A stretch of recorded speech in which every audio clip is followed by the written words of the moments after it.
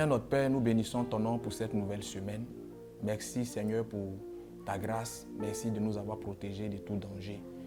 Nous entamons cette semaine avec ton esprit et nous voulons l'entamer dans ta parole.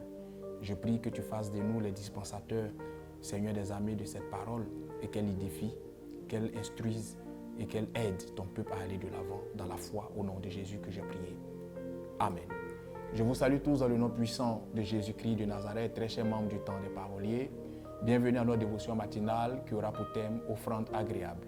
Marc, le chapitre 12, versets 41 à 44, dit en substance que il y avait une cérémonie, Jésus était assis, il était assis près du tronc et il y a une veuve qui est venue, qui a mis les 2 pièces d'argent dans le tronc. Et Jésus dit, cette femme a donné plus qu'il n'en faut, elle a donné plus que tout le monde. Amen. Lorsque les chrétiens ont lu ce passage, ils ont déduit qu'il fallait donner des pièces à l'église. Ils ont déduit qu'une fois que j'arrive au culte, je dois faire la monnaie, les billets dans la poche droite et les piécettes dans la poche gauche. Et quand il s'agira de faire les offrandes, je vais donner les pièces. La dame a donné 2 pièces d'argent. Mais lisez attentivement le passage. Jésus dit, elle a donné tout ce qu'elle avait. L'offrande qui est agréable à Dieu n'est pas l'offrande de ce qui ne vous tient pas à cœur. N'est pas l'offrande de votre superflu.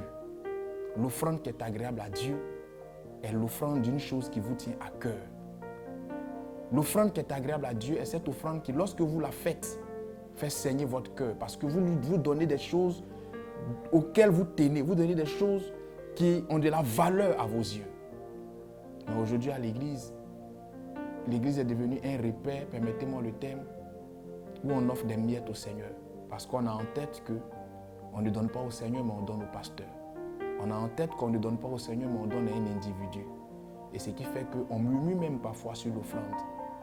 On dit même des paroles avant ou après avoir fait l'offrande qui nous font perdre notre bénédiction. Si vous ne voulez pas donner, ne donnez pas.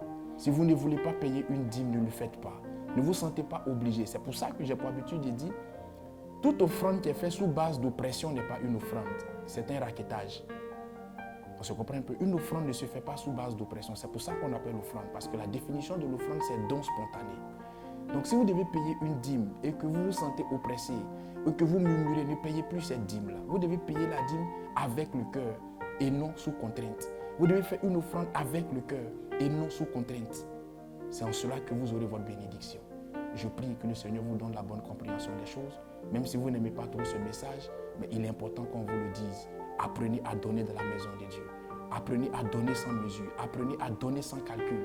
Et quand vous finissez de donner, évitez de murmurer, évitez de parler, évitez même de divulguer ce que vous avez donné. Parce que la Bible déclare pour terminer, ce que la main droite donne, la gauche ne doit pas le savoir. Que Dieu vous donne la bonne compréhension des choses et que sa grâce soit sur vous. Dieu est bon en tout temps. Shalom chez vous.